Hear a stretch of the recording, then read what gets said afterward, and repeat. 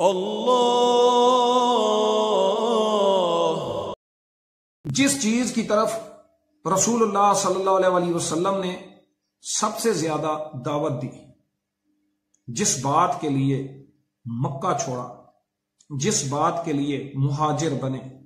صحابہ نکلے، اور جس بات کے لیے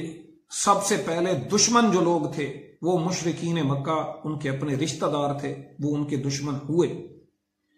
وہ بات محمد بن عبداللہ کے اندر نہیں تھی۔ وہ بات اس دعوے کے بعد شروع ہوئی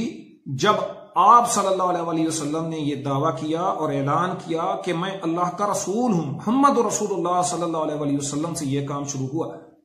نہ کہ محمد بن عبداللہ سے شروع ہوا۔ مشرکین مکہ کو محمد بن عبداللہ کی ذات قبول تھی، لیکن محمد رسول اللہ صلی اللہ علیہ وسلم کی ذات قبول نہیں تھی۔ تو جھگڑے کی جو بنیاد ہے وہ نبوت اور رسالت کا وہ پیغام ہے جو اللہ تبارک و تعالیٰ نے پیغمبروں پہ اتارا اور حکم دیا کہ اس پیغام کو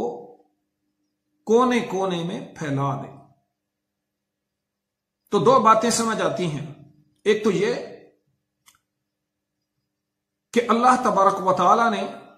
جس چیز کو سب پہ مقدم رکھا اور پیغمبروں نے جس چیز کی سب سے پہلے دعوت دی وہ اللہ کی توحید ہے، اس کی وحدانیت ہے، اور اللہ کا تعارف ہے صحیح جو لوگوں کے ذہنوں سے کھرچ ڈالا گیا یا معدوم کر دیا گیا، کیونکہ جو مذہبی سوداگر ہوتے ہیں وہ سب سے پہلے لوگوں کے اوپر جو کارروائی کرتے ہیں وہ لوگوں کو اللہ سے مایوس کرتے ہیں، اور پھر ان کو یہ بتاتے ہیں